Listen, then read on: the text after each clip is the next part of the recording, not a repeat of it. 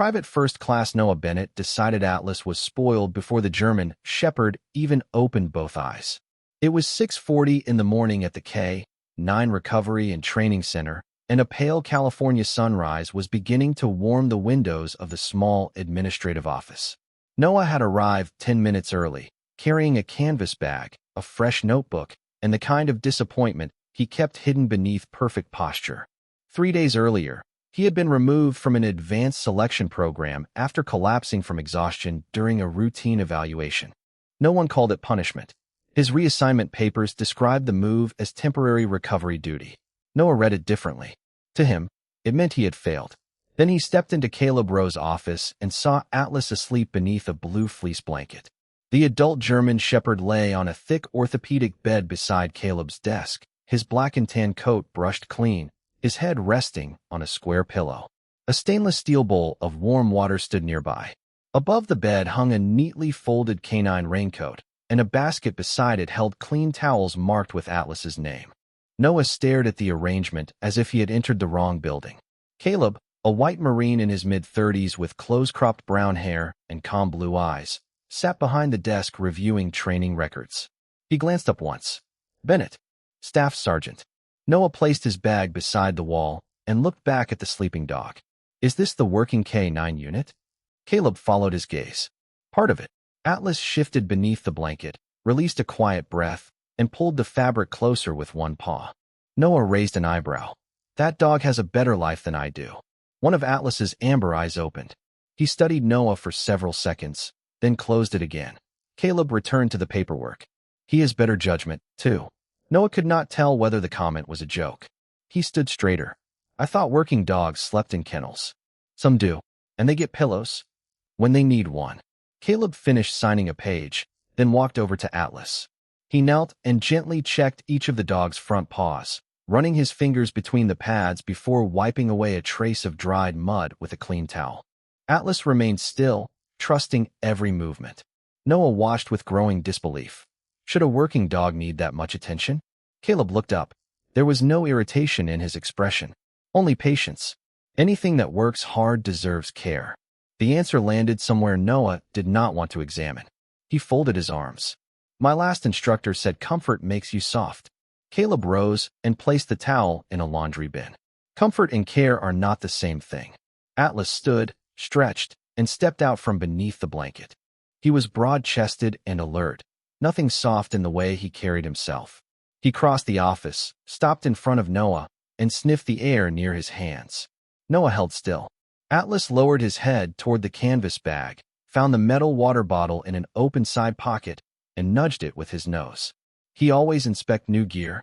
Noah asked. Caleb picked up the blue blanket and folded it. Only when the gear has not had water since yesterday afternoon. Noah glanced at the untouched bottle. His jaw tightened. Atlas nudged it again, harder this time, then sat directly on Noah's gloves. Caleb walked toward the door, hiding the beginning of a smile. Welcome to the unit, Bennett. Noah looked down at the German shepherd guarding his gloves and water bottle like assigned equipment. Atlas looked back, calm and completely unashamed. By sunrise, Noah was certain of two things. The dog was spoiled, and the next few weeks were going to test every ounce of patience he had left. Noah recovered his gloves only after drinking half the water in his bottle. Atlas watched every swallow with the solemn attention of an instructor grading a test, then stood and moved aside as if the matter had been settled. Caleb led them outside toward the eastern training yard, where morning fog still rested low over the grass and the obstacle rails shone with dew. Noah carried 2 equipment cases despite Caleb telling him one was enough. He did not complain about the weight. Complaining, in his mind, was simply failure spoken aloud. Atlas walked at Caleb's left side, his pace measured and quiet. At the first station, Caleb stopped to inspect the dog's harness. He checked the straps, adjusted the chest panel, and ran 2 fingers beneath the buckles. Noah set the cases down harder than necessary. You inspect everything twice? He asked. Usually, even when nothing is wrong. Caleb looked toward him.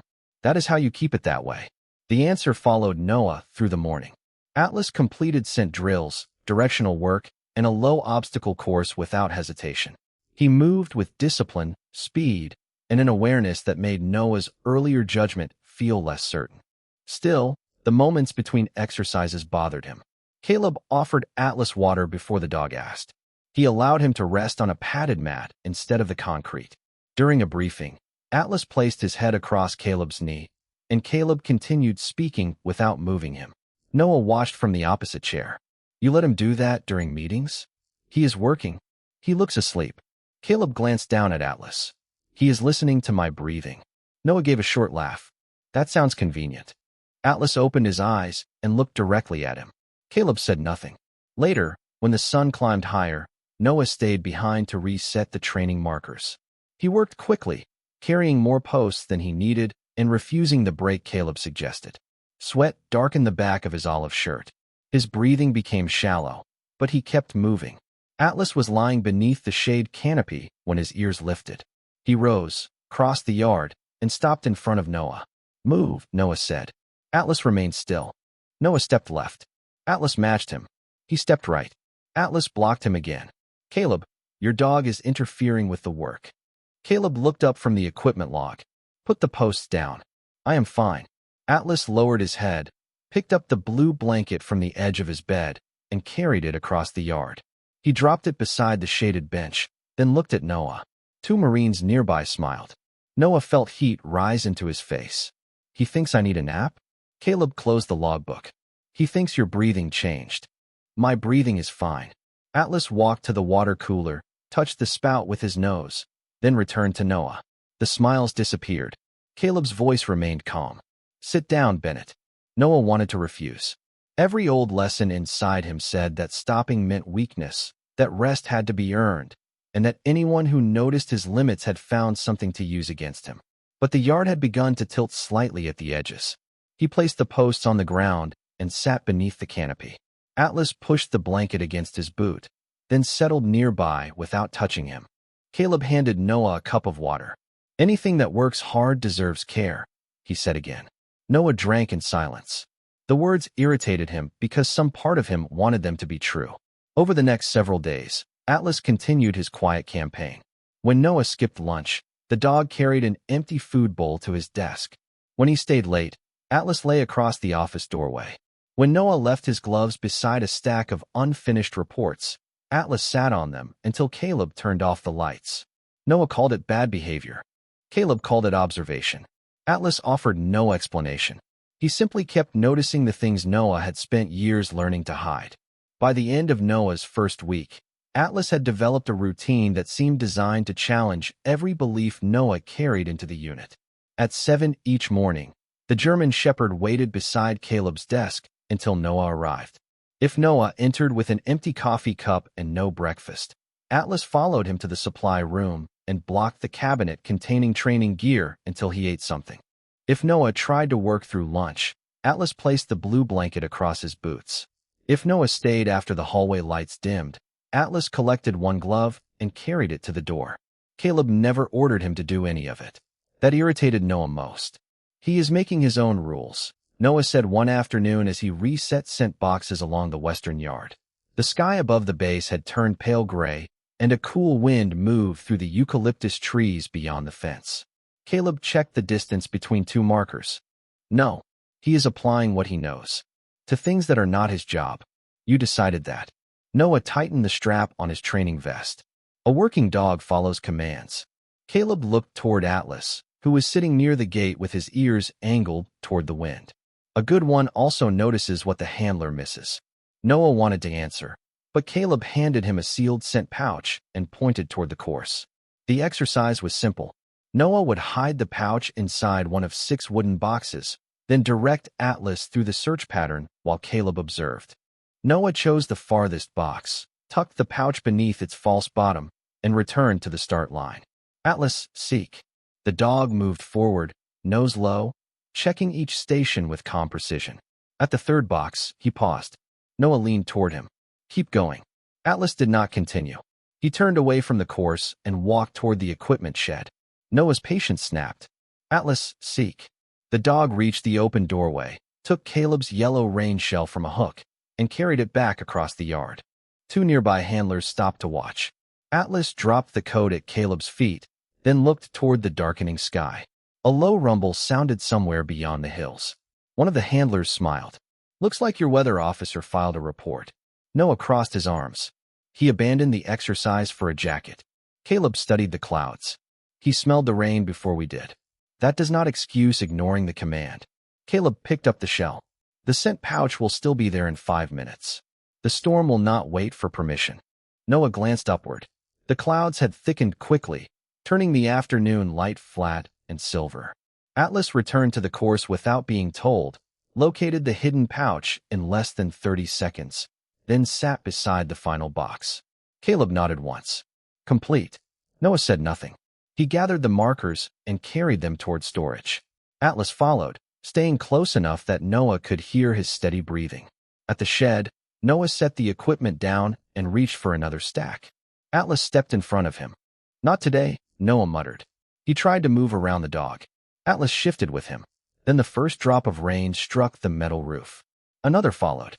Within seconds, the sound became a steady tapping. Atlas turned toward the low storage buildings on the south side of the yard. His body changed at once. The playful stubbornness disappeared. His ears rose. His mouth closed.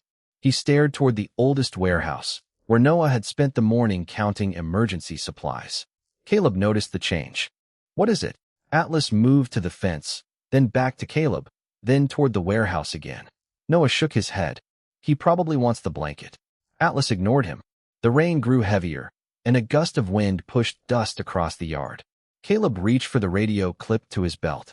Before he could speak, Atlas crossed to Noah, caught the edge of his sleeve gently between his teeth, and pulled once toward the warehouse. Then he released him and looked into his face. Noah had seen Atlas block doors, steal gloves, and carry blankets. He had never seen this. There was no humor in the dog's eyes now, only urgency. For the first time since arriving at the unit, Noah stopped trying to correct Atlas and asked the question Caleb had been waiting for him to learn.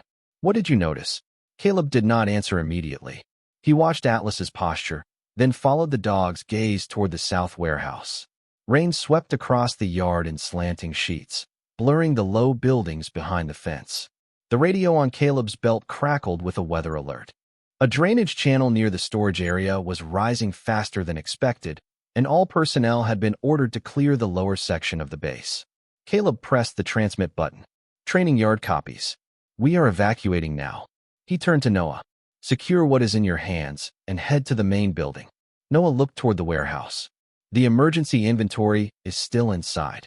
It can wait. The final count is on the desk. If water reaches the floor, we lose the record." Caleb's expression hardened. "Paper can be replaced. Move." Noah nodded, but the order followed him like an accusation. He had already been removed from one program because his body failed before the task was finished. Now another assignment would be left incomplete under his name. The thought pressed against every lesson he had carried since childhood. Finish what you start. Do not ask for help. Do not become someone others have to protect. Caleb led Atlas toward the main building while the other handlers secured the yard. Noah walked with them until they reached the covered passage. Then he stopped. "I left my notebook in the equipment shed," he said. Caleb pointed toward the door. "You have 2 minutes." Noah turned, waited until the rain concealed him, then crossed the yard toward the south warehouse instead. The distance was less than 200 yards, but the storm changed it into another world. Water moved over the pavement in shallow streams. Wind shook the fence and sent leaves spinning through the security lights. Noah pulled open the warehouse side door and stepped inside. The building smelled of damp wood, canvas, and cold metal. Emergency crates stood in neat rows beneath the high ceiling. His inventory sheet lay on a desk near the rear wall, exactly where he had left it. He grabbed the clipboard and started back. A heavy gust pressed against the building. The side door swung inward, then caught against a storage cart that had rolled across the floor. Noah pushed, but the cart would not move far enough. "Of course," he muttered. He crossed toward the main entrance, only to find water spreading beneath it from the outside. Nothing was collapsing. Nothing had struck him. Yet the sudden darkness, the hammering rain, and the narrow choices closed around his thoughts. Noah reached for his radio. Static answered. He tried again.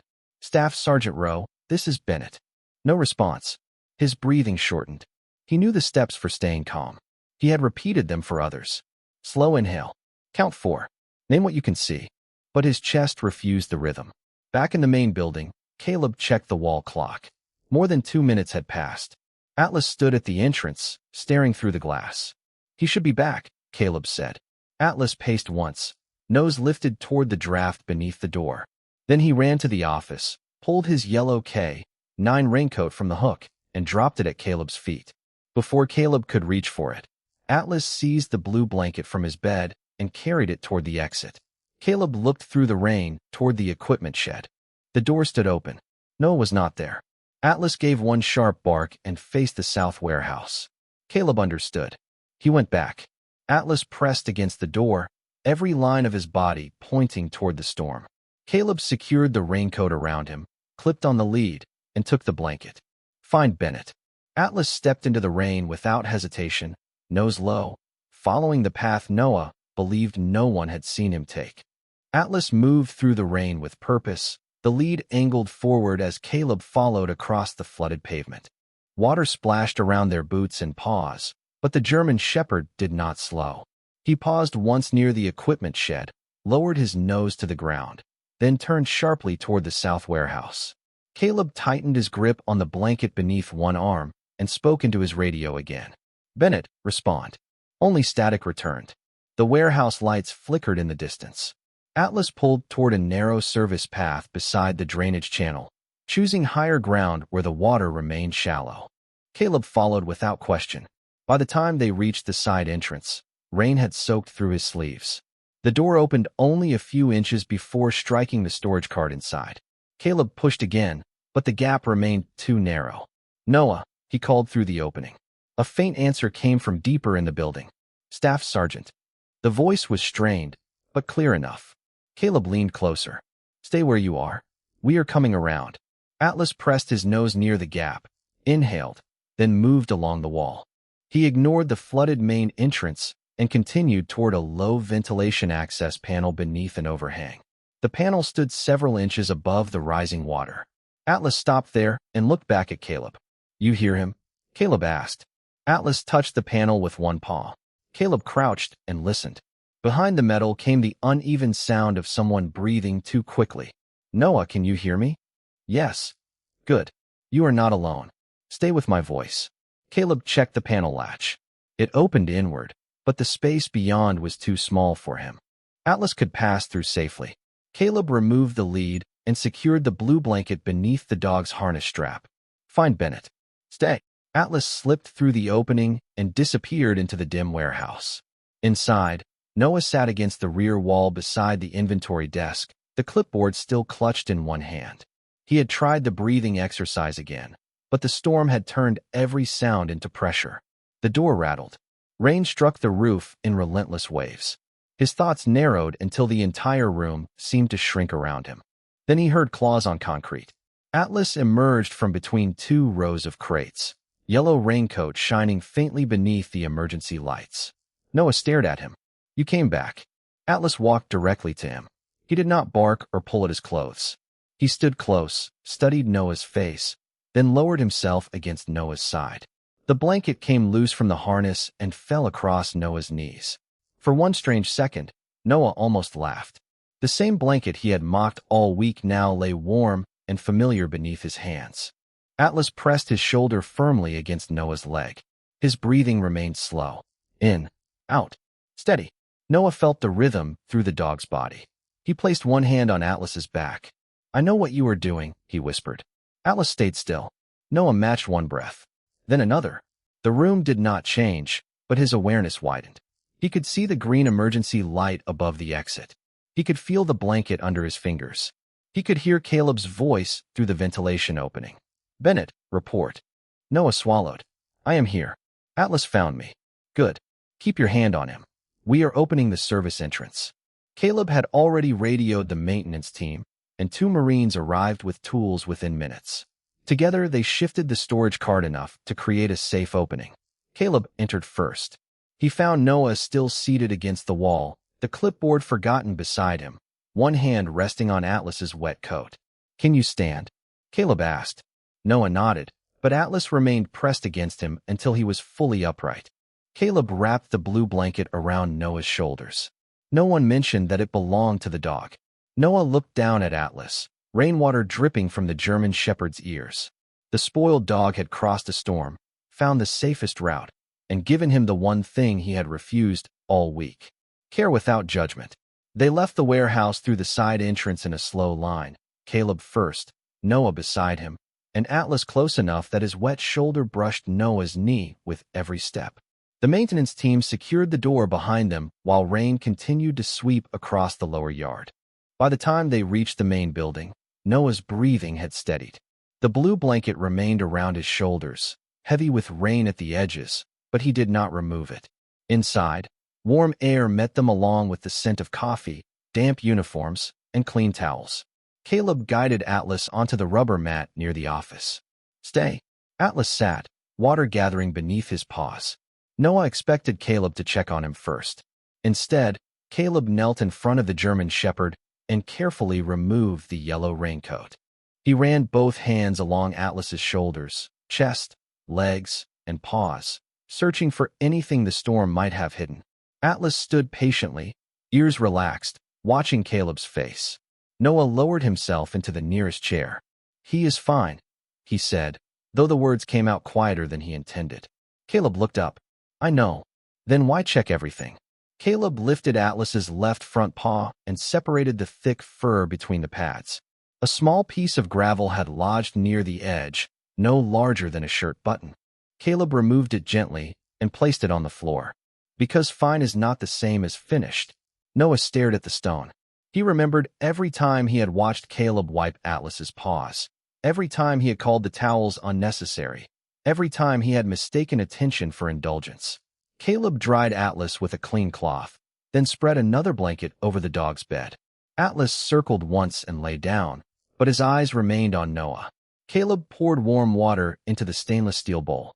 "His stomach reacts badly to cold water after hard work," he explained.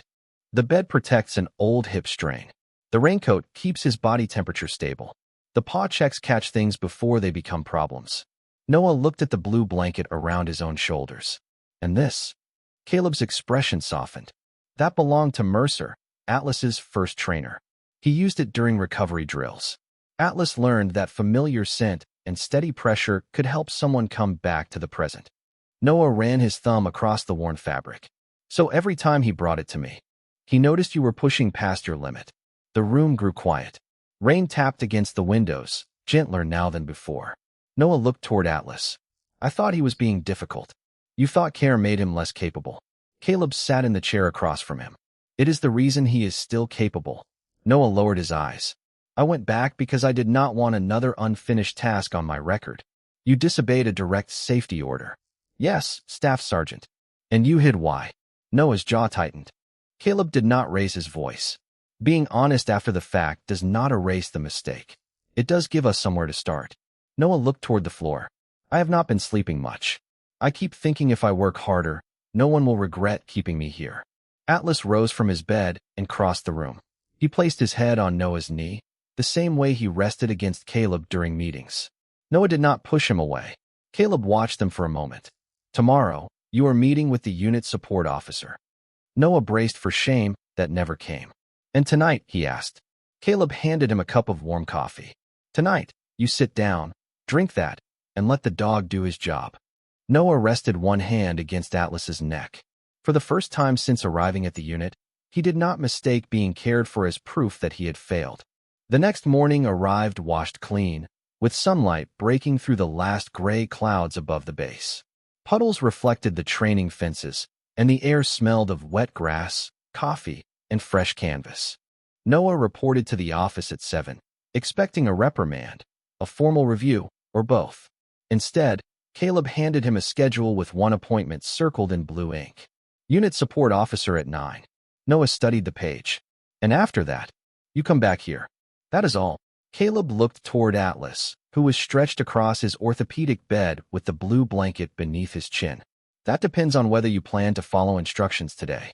Noah nodded. "Yes, Staff Sergeant." He almost added that he was fine, but the words no longer felt useful. At 9, he sat across from the support officer and told the truth in pieces. He spoke about the nights without sleep, the pressure he placed on every task, and the fear that one mistake would prove he never belonged. No one called him weak. No one suggested he had wasted anyone's time. They built a plan instead. Reduced evening duties, regular check-ins, sleep support, permission to ask for help before exhaustion made the decision for him. The simplicity of it unsettled Noah more than punishment would have. When he returned to the K-9 center, Caleb was cleaning equipment beneath the shade canopy. Atlas stood beside a low grooming table, waiting for his morning paw check. Caleb held out a towel. "Your turn." Noah looked from the towel to the dog. "You trust me with that?" "Atlas will tell us if he does not." Noah knelt. Atlas watched him with calm amber eyes. Noah lifted one front paw carefully and ran his fingers between the pads the way Caleb had shown him. The fur was warm and slightly damp from the yard. At first, he found nothing. Then Atlas shifted his weight, and Noah noticed a tiny pebble tucked near the inside edge of one toe. It was smaller than the piece Caleb had removed the night before, but sharp enough to cause trouble if left there. Noah eased it free and placed it in his palm. "There you are," he murmured. Atlas lowered his nose and sniffed the pebble as if confirming the work. Caleb leaned against the table. "Still think the towels are excessive?" Noah wiped the paw clean. "I am reviewing my position." Atlas placed his other paw in Noah's hand without being asked. Caleb smiled. Looks like he accepted the revision. Over the next several days, Noah began noticing details he had once dismissed. Atlas's water was warm after training because cold water made him uncomfortable. His bed reduced stiffness after long exercises. The blanket helped him settle after storms, but he also carried it to anyone whose breathing changed. None of it made Atlas less disciplined. He completed every command, found every scent, and moved through the course with the same quiet precision. Care had not softened his ability. It had protected it. One afternoon, Noah caught himself working past the scheduled stop time. Atlas appeared in the doorway with the blue blanket in his mouth. Noah looked at the unfinished reports, then at the dog. "I have 3 pages left." Atlas dropped the blanket across Noah's boots. Caleb called from the hallway. "That is his final warning." Noah leaned back and released a tired laugh. "Does he ever mind his own business?" Caleb entered with 2 cups of coffee. "He thinks you are his business." Noah accepted 1 cup and closed the folder. Atlas climbed onto his bed, satisfied. The rain had taught Noah what commands could not. Strength was not the refusal to need anything. Sometimes strength was noticing the small stone before it became a wound. Sometimes it was sitting down when a loyal friend asked you to stop. The days that followed settled into a rhythm Noah had never expected to trust. He still arrived early, but now he brought breakfast. He still checked every list twice, but he no longer treated every unfinished task like a verdict. At 9 each morning, he met with the unit support officer. At noon, he ate whether he felt hungry or not. At the end of the day, he left when Caleb told him the work could wait. Atlas noticed every change. The German shepherd stopped blocking the doorway as often. He no longer carried Noah's gloves across the room unless the clock had passed closing time. But he still watched. One cloudy afternoon, Noah was helping Caleb organize medical supplies when Atlas rose from his bed and walked toward him with the blue blanket in his mouth. Noah glanced at the wall clock. "It is only 3. Atlas dropped the blanket beside his boots and looked toward the window. Rain had begun as a soft tapping against the glass. Noah felt his chest tighten before he could stop it. The memory of the warehouse returned in fragments. The dark room, the locked door, the sound of water beneath the entrance. He placed both hands on the table and stared at the supply labels until the words blurred. Caleb noticed without turning the moment into a question. He lowered the box he was carrying and said, "Sit down." Noah shook his head. "I am not tired." "I did not say you were." Atlas pushed the blanket closer. Noah looked at him. The dog's ears were relaxed. His breathing was slow. There was no urgency in his posture, only the same patient certainty he had shown in the warehouse. Noah sat. Atlas stepped between his knees and leaned his weight against one leg. Caleb remained nearby, giving him room without leaving. Noah rested a hand against Atlas's back and followed the rise and fall beneath the thick coat. One breath, then another. The rain continued, but it no longer filled the entire room. "I hate that he notices before I do," Noah said quietly. Caleb folded a towel on the counter. "That is why we train dogs. To embarrass Marines? Mostly to keep them honest." Noah gave a weak laugh. Atlas lifted his head at the sound, then placed his chin across Noah's knee. The tightness in Noah's chest began to ease. He realized something then. Atlas had never treated him like he was broken. He had never looked at him with pity. The dog responded to what was happening, not what it meant. Fast breathing meant stay close. Exhaustion meant bring water. Rain meant pay attention. There was no shame in any of it. Only information. Later that evening, Noah remained behind to help dry the equipment from the training yard. Caleb finished the final checklist and reached for the office lights. Time to go. Noah looked toward the half-sorted shelves. We could finish this in 20 minutes. Atlas appeared beside him carrying one glove. Noah stared at the dog, then at Caleb. You trained him to do this. Not exactly. Then why does he keep stealing my equipment? Caleb opened the door. Because your equipment is easier to move than you are. Noah took the glove from Atlas and slipped it into his pocket. That is insulting. Atlas walked to the blue blanket, lifted it, and placed it across the office chair. Noah looked at the rain outside, then at the waiting chair. He sat down instead of following Caleb into the hallway. 5 minutes, he said. Caleb returned with 2 cups of coffee and handed one to him. Atlas settled at Noah's feet, satisfied. The three of them listened to the rain without speaking. Noah had spent years believing rest was something earned after the work was complete. Atlas was teaching him a different rule. Sometimes rest was part of the work. Sometimes staying still was how a man kept moving forward. A few weeks later, another evening rain settled over the base, gentle enough to soften the windows without raising alarms. The training yard had already emptied, and the office glowed with the warm light of a single desk lamp. Noah sat at the table reviewing the next morning's schedule while Caleb stored the last of the clean equipment. Atlas rested on his orthopedic bed, the blue blanket folded beneath his head. The clock reached 7. Noah turned another page. Caleb looked at him. Your shift ended 30 minutes ago. I am almost finished. Atlas opened one amber eye. Noah noticed, but continued reading. Do not start, he warned. The German shepherd rose, stretched slowly, and walked to the hook beside the door. Noah expected him to steal a glove. Instead, Atlas took the blue blanket from his bed and carried it across the room.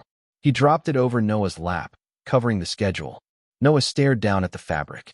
That is not subtle. Atlas sat beside the chair. Caleb reached for the coffee pot. Subtle did not work. Noah lifted the blanket and tried to uncover the page. Atlas placed one paw on the edge, holding it in place. For several seconds, Marine and dog regarded each other with equal determination. Then Noah laughed. It was not the careful sound he had used during his first week. It came easily now, warm enough to change the room. All right, he said. I understand. He closed the folder and leaned back. Atlas removed his paw and settled against Noah's boots. Caleb poured 2 cups of coffee and handed one across the table. Outside, rainwater traced quiet paths down the glass. Noah wrapped both hands around the warm cup. You know, he said, looking at Atlas. I still think he is spoiled. Caleb sat across from him. Now there are 2 of you. Noah shook his head, smiling. He no longer heard the word as an insult. Over the past weeks, he had learned that care could look ordinary. A scheduled appointment. A bowl of warm water. A checked paw. A meal eaten before the work was done. None of those things made a Marine less dependable. They made it possible for him to remain dependable without losing himself. Atlas shifted closer and rested his head against Noah's shin. Noah reached down and scratched gently behind his ear. The dog's coat was soft beneath his hand, his breathing steady under the faint sound of rain. Caleb turned off the desk lamp, leaving only the warm light near Atlas's bed. No one hurried toward the door. No one searched for another task to complete. They simply sat together while the storm passed beyond the walls. Noah had arrived believing strength meant needing nothing. Atlas had changed his mind without argument, using a blanket, a water bottle, and the patience to notice what a man could not yet admit. Outside, the rain continued falling over the quiet base. Inside, Noah allowed himself to rest before exhaustion demanded it. Atlas closed his eyes between the 2 Marines, no longer watching for someone to hide what they needed. For the first time in years, Noah understood that being cared for was not a reward for reaching the end. Sometimes it was the reason a person could keep going at all.